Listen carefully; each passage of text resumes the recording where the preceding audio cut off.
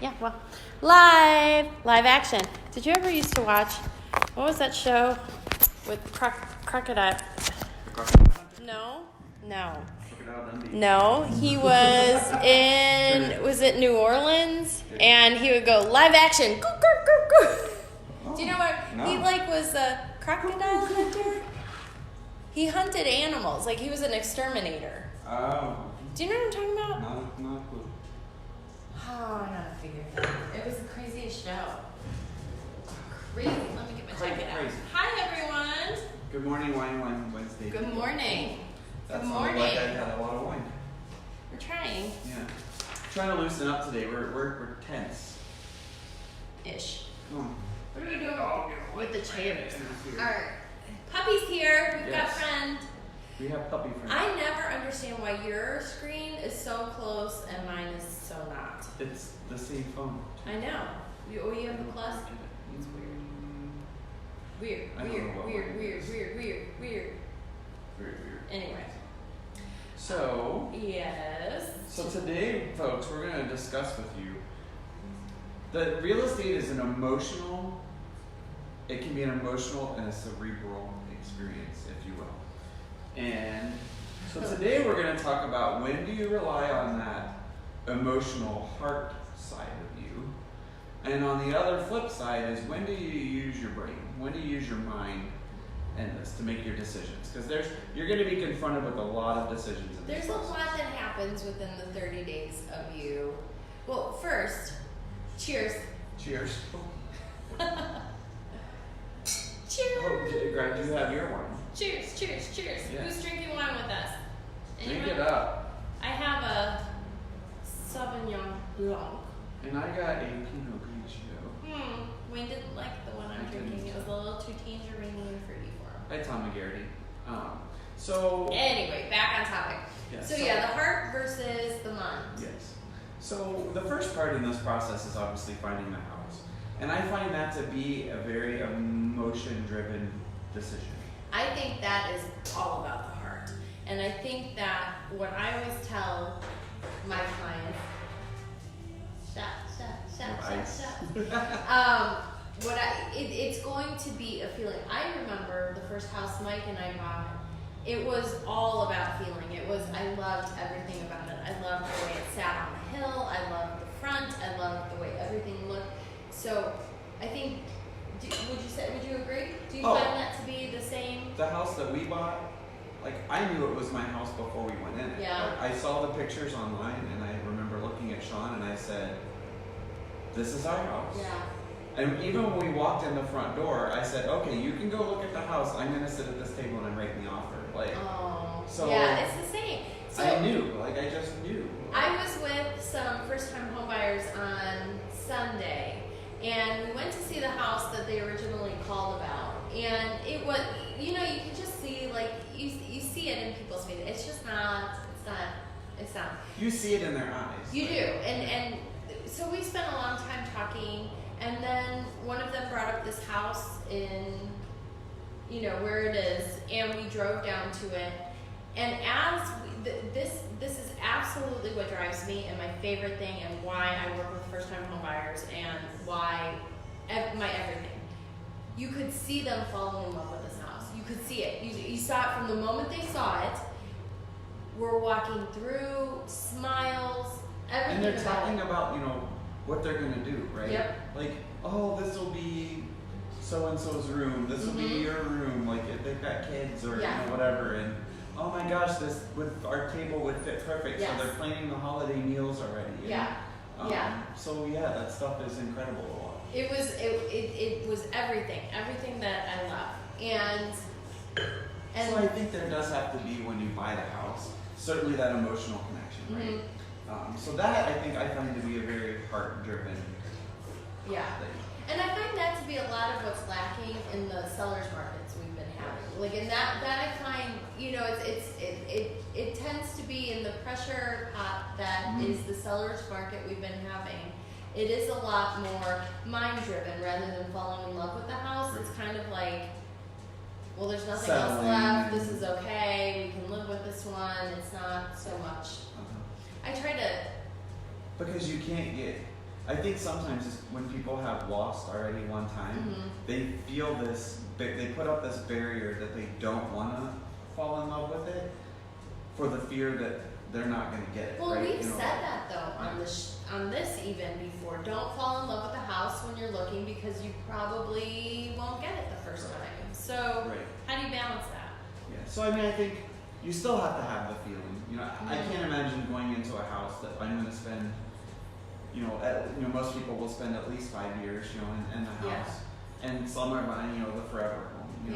So it's a decision you're going to live with for a while. So you should feel good about going into it. Yeah. I think where this switches from the emotional to the mind side of this.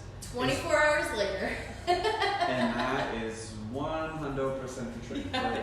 Is that like the next day, once the papers are signed, you've now slept on it at night, and you wake up and you're like, what did we just do? Well, and this is typically when the lender's going to reach out, and the lending side of it, and stresses people out. Ryan, if you're still watching, definitely says good topic, guys. Ryan Ayersmith. So I would be curious. Any lenders watching, Ryan, if you're still watching, do you get that part of it? Like, are you sensing when the buyers might be a little like, what are we doing? What's happening? Like, it maybe not as fun for them.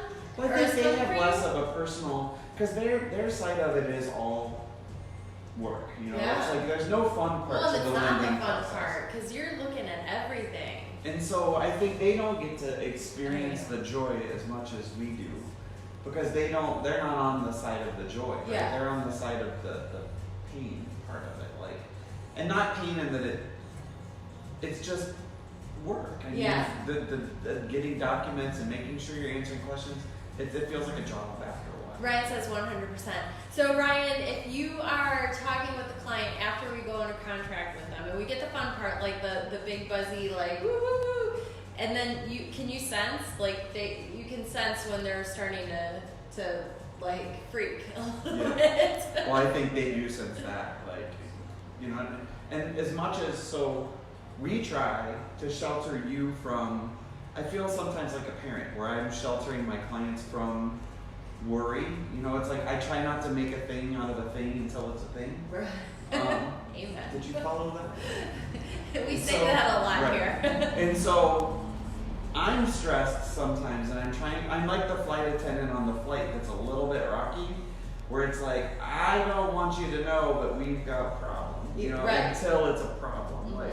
Until the oxygen masks drop, we don't have a problem. And so then when the oxygen masks, buckle your seatbelt. We're in for a little bit of a ride. So this came up because, the clients I was just talking about that went into contract, they had a full, almost 48 hours. And then I started getting questions about concerns they had that I think were more heart driven and not as sense driven. Yes. It wasn't that they weren't sensible fears, because they definitely were thought out and they are potential, but it was more with the design of the house and future and what if this happens, and how do we know that this was the right thing, because what if this isn't at this point in our lives. And it came down to us having to put the therapist hat on. And which I tell everybody all the time, I'm equal parts salesperson, therapist, punching bag, and whatever we need to be. We'll do it, right? And so it was more like, well, I hear what you're saying, and I definitely validate what you're saying. I hear what you're saying. Because I was, and I needed them to know that what they're saying was not stupid or funny or in any. It's normal. It was completely valid. However, what they were fearful of is going to be fear in any home that they're buying. And they're worrying about a thing before the thing was a thing. It wasn't a thing yet. Yeah. And it's not going to be a thing for a little while.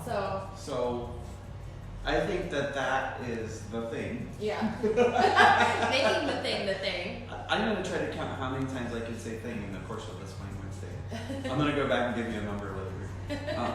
But, and I think that when it comes to those, then it is time to slow down Yeah. and logically think Yes. outside the heart, right?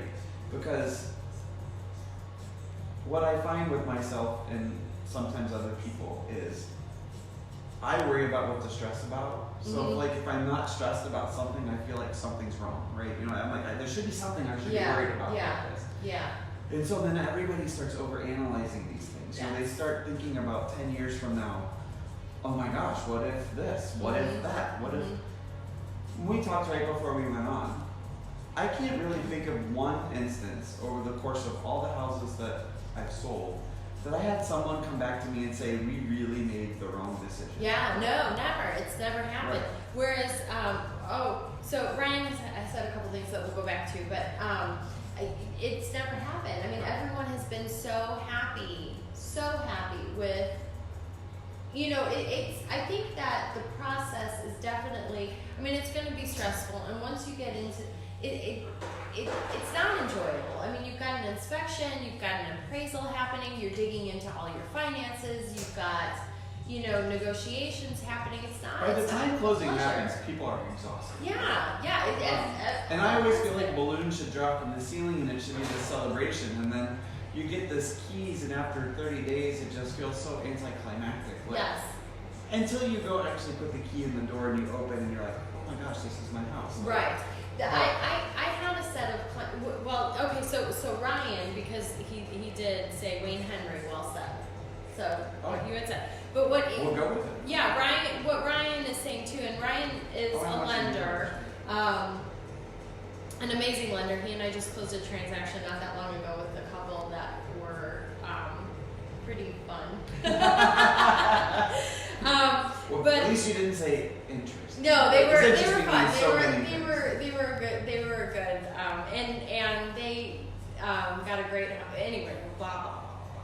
So he is saying communication is so important, and that's a huge factor in this transaction, and that 100% communication on all sides, especially from the lender. And Ryan's really good about that too. I mean, just making sure everybody's in the loop, making sure the buyers are aware of what's going on and what's happening, and the sellers as well. And then he also said, always act proactive rather than reactive. Yes. Especially when giving expectations, engaging the mood of the clients. This holds true to collecting docs, and just as important, how they feel about the process, tangible as well as intangibles. But I find that the mood of the transaction is what, I mean, in everything in life, that's what sets how things are going to play out. Absolutely. Is how you're feeling about the situation. And as positive as we try to be, sometimes there are situations where, you know, you've got to remain positive, and I'm a huge believer, and I know you are too, in that this works out the way it's supposed to. Yeah. At the time, it may not work out the way you want, but at the end of the day, what's going to happen is going to happen. And Jenny or me or the lender or anybody else in the course of this has very little control over what's going to happen. Right. And so I was talking to a very experienced agent not too long ago, and he has a big team of people, and he was talking about this transaction, and the agents were stressed because, you know, this was happening, and, you know, all these things were going on. And he just looked at the agent and was like, is your stress going to help this? And the answer was no. He's like, so why are you stressed? He's like, what's going to happen is going to happen. Like, you know, of course you need to do your job and you do what we're supposed to do, but what's going to happen is going to happen. Like, you know, and so it's easy for us sitting on this side of the table from a buyer or a seller, it's easy for us to say, and I would never use those words to someone in the heat of the moment, but you kind of have to build this wall between the emotional sides of it sometimes. Which is interesting in that we're talking about taking the heart out of some of these reactions, yet we're also saying it's kind of a faith thing too. I mean, in that the cards there's will an equal fall as balance, they right? will. You know, Yeah. You follow your heart, you follow your mind, and the cards fall where they're going to fall. Like, Right. you know, and then, like I said, sometimes it's what you want, and sometimes it's not. And Right. sometimes that's a matter of compromise. Yeah. you could be spending $100,000 or you could be spending $5 million, and you're going to compromise at some point in It's this. negotiations. You have Yeah. to. And you're just not always going to get exactly what you want. And my partner's an attorney, and he says the best compromise is where everybody feels like they lost, because he's like, that Mike says that too. is Mike, that like they didn't get everything they want, you didn't get everything you want, but at the You were- end, everybody got it where you needed Yeah, to be, yeah. to make it work. Like, so compromise is huge, like Mhm. in the course of this. And sometimes the hardest transactions are the ones where people aren't willing to compromise. Right. And And as it your is agent, hard. that's what, if this is where you dig the heels in, We we're did. gonna dig them in right Yeah. behind you, and push, Yeah. so. But sometimes, we sometimes take the blame when it doesn't go the right way. But and And start I will, review.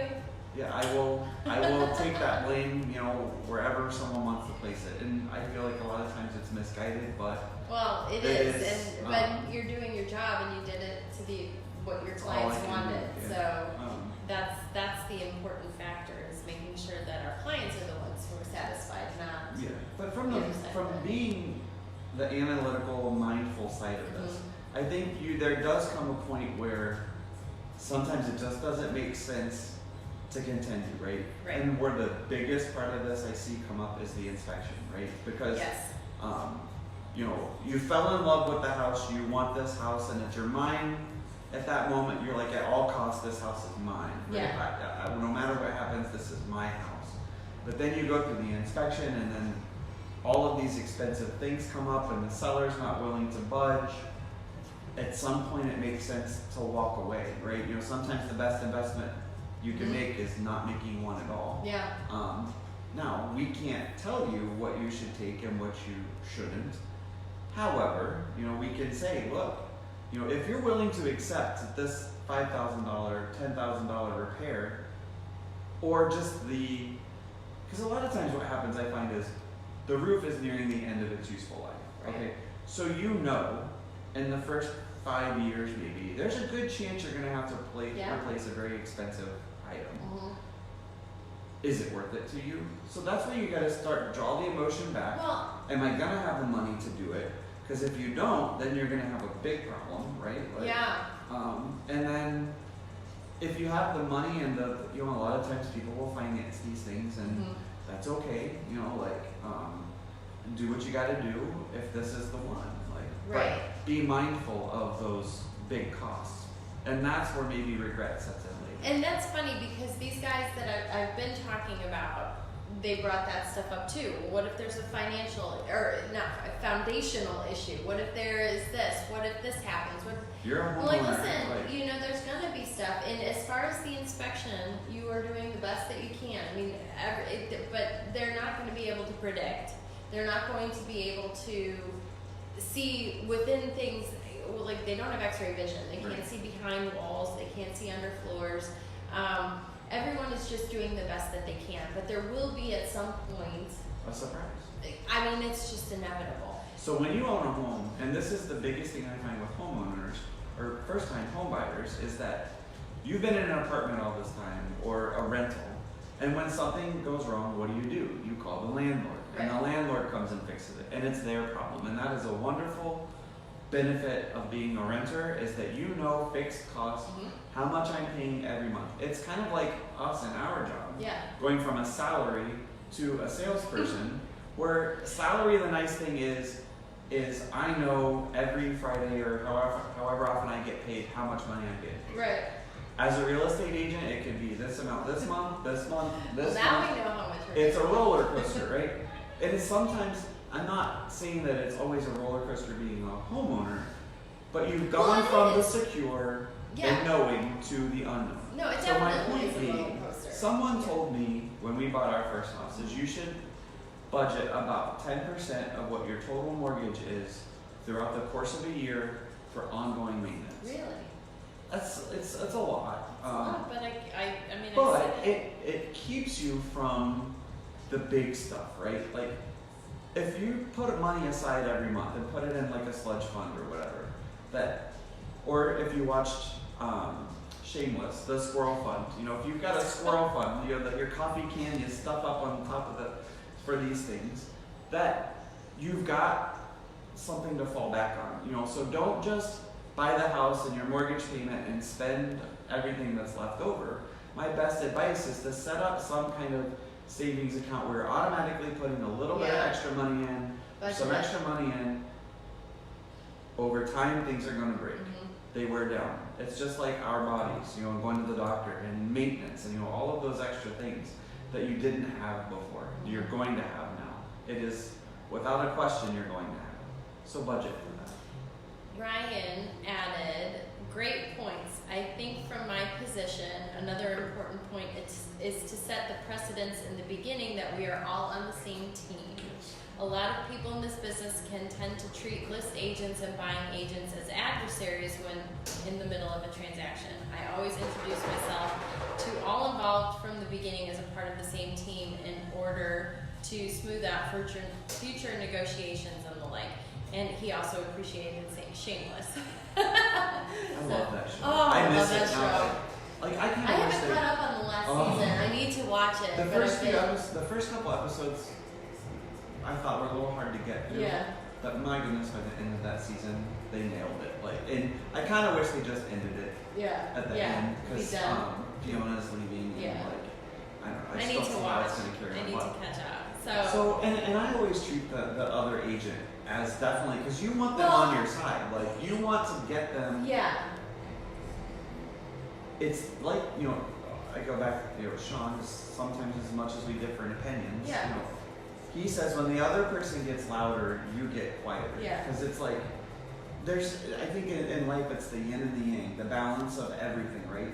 So it's like, if I can get the other agent on my side to where they can see my point, you know, like, if we're working, you're the buyer's rep, I'm the seller's rep, and you come to me, I'm the buyer's rep, you're the seller's rep. So if you come to me and say, this doesn't work, my buyer just doesn't want to move forward unless this is fixed, you know, and then I understand that this is a real issue, right? You've explained to me, you have told me now what it takes for the buyer to go forward. So now my job is, you know, look, explain to the seller this is the situation, and they're not going to go forward, and if I believe them, you know, they're not just blowing smoke. And there is a lot of reading between tea leaves in this job. Like, is that now I go back to, you've told me now what I need. You've given me the information to go back to, look, is it worth letting this go to you that you've got to do X to make this work? Well, I think, you know, and I was having a conversation last night or the night before with another agent that I'm in a transaction with. And the biggest thing, to Ryan's point as well, 100% in what we're saying, we are all, the goal is not to, listen, you can bully me all day long if you want. It makes no difference. I'm just telling you what my client wants. I am representing the wants of my client. I don't care what you have to say back to me because it doesn't matter. I once had a title rep tell me, I will do it, but I'm not happy. Yeah, and okay. I actually said back to her, am I supposed to care if you're not happy? Yeah, I mean, it Because doesn't. this is what your client and someone who's paying you money wants. And that's all I'm doing. You're and not- I don't care if you're happy. Like some. Everybody's winning here. And Like, that's the goal. Yeah. The goal is to get to the closing table and get everyone the house they want and the money they are supposed to get. And does it get contentious? Yes. Absolutely it does, but it's not personal. Like it isn't personal, and sometimes the biggest responsibility we have as agents and lenders is to not be personal. You can yell at me, you can be mad. Toast to that. Yeah, right. I mean, it's not. My goal is to get my clients back to the house or to Because get the the more house mad sold. you get and the more emotion you show to that other side, the worse service you're doing for your client. Right. Because if I'm Because getting now mad at you you're as pissed, a person, they're relaying that to the buyer or the seller. Yeah. The seller gets Yeah. mad, and then now everything's in jeopardy. Yeah, and it's not. And it's because of our tone and our Right. inflection with the other Right. person. Right. And that gets relayed. The moment, you know, like that, you know, in do I shelter again some of that stuff from the other side in interest of everybody? Mhm. Yes. Yeah. But at the end of the day, just like you said, like we are all working together towards a common goal. And the goal individually may be different on both sides because one side wants to pay as little as possible, the other one wants to get as much as possible. So there is a meeting of the minds, Yeah, yeah. and all of this stuff comes together. So the But- bottom line is, yeah. It's a combination. It's a combination. there comes a point in that, the mindful part when people get angry and it gets contentious is to use the heart, right? Is I'm mad, and if I'm mad, you hurt me, I'm gonna hurt you back, and what happens out of that? Yeah. I think that's when the mind comes back into play. Stop, breathe, and make a rational decision. You know, it's like, okay, everybody's mad, so what? Like, what do you want? What is the end game, and how do I get the end game? You know, and figure that part out. Don't focus so much on the emotion, but figure out what you do in that scenario, because you'll get there if you can be heart and mind in the right place at the right time, I think. Yeah, so, sometimes the heart will talk, And if you sometimes the just look mind at will take everything over. like a dog looks at things, then that's not a bad thing either, right? Because he's never mad. Is he though? Dog I don't jumped know, on him. Goldens A I dog don't jumped think on ever him do once. get mad. A dog jumped on him once, and he wasn't real fond of that. I feel like, Goldens have a different personality. But like 5 minutes later, that same dog would have come back, and they would have been sniffing each other, and even Miney already forgotten about it. You know? Yeah. So I think there is an element of having a short memory in the course of all of this too. Well, once you get the house, you'll be fine. Or once you sell the house, you'll be fine. You just got to get through. I have a client right It's now. 30 days. They're building a house. 6 months worth of this process, and she's expecting in 2 months. So That's I a just, lot. and I said, you guys have a lot going on. I said, but I guess if you look at the positive side, you just get all of this out of the way at once. You're gonna have a brand new beautiful baby, a brand new beautiful house, and you can settle in and live your life. So you just got to get through a little bit of all of it at once sometimes. So. I love you. So anything else we should cover? I love you. No, I think we're good. I think, So, think we've hashed it and then out. let us help you through that. So I think that's what it all Yeah, comes. because we are real estate agents, so if you're thinking about buying or selling. So cheers. Cheers, Happy home everyone. buying. We're gonna go do shots now. Yeah, we're gonna do some shots.